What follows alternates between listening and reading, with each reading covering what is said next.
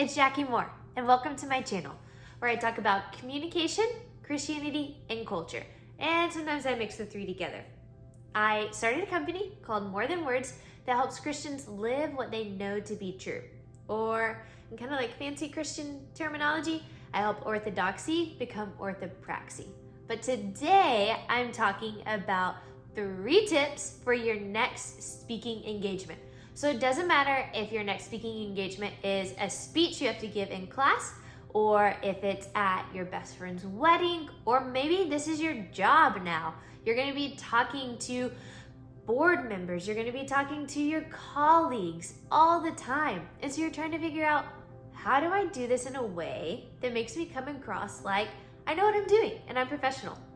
Well, I taught oral communication for 8 years and I majored in communication. So I'm so glad you're here and I have tons of tips to help you out. If this video ends up being helpful, make sure that you like and subscribe for more content later.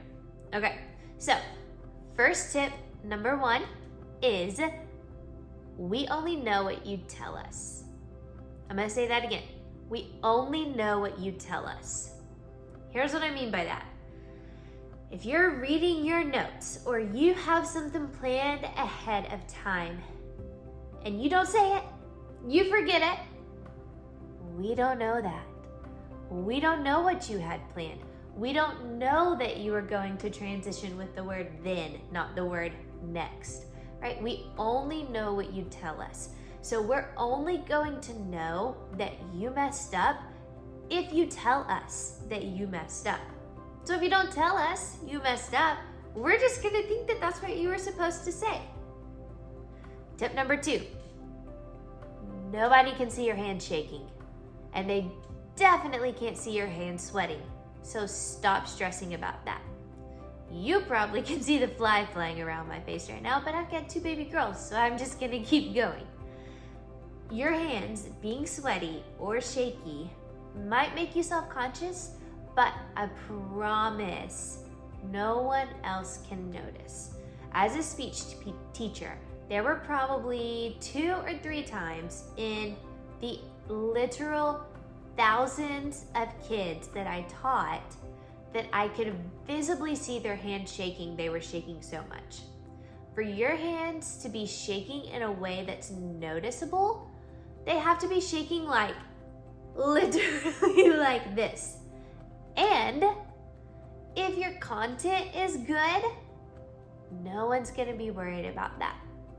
Which leads me to number 3, make sure that you prepare ahead of time.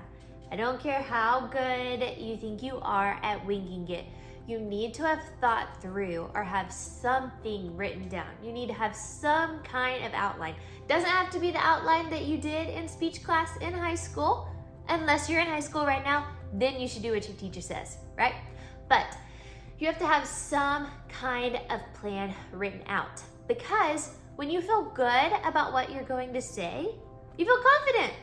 When you don't feel good about what you're going to say, you're naturally not going to feel confident. And when you feel good about what you're gonna say and you're communicating it confidently, people are gonna be listening. That's what they're gonna be doing. They're not going to be noticing that your hands are shaking or little things like that. So hopefully that's helpful. I'll run them one more time really quick. 1, we only know what you tell us. 2, no one can tell that your hands are shaky or sweaty. And 3, prepare ahead of time. I hope you do so great on your next speaking engagement, whatever it may be. And I hope that you'll like and subscribe this video for more on communication, Christianity, and culture. See you later.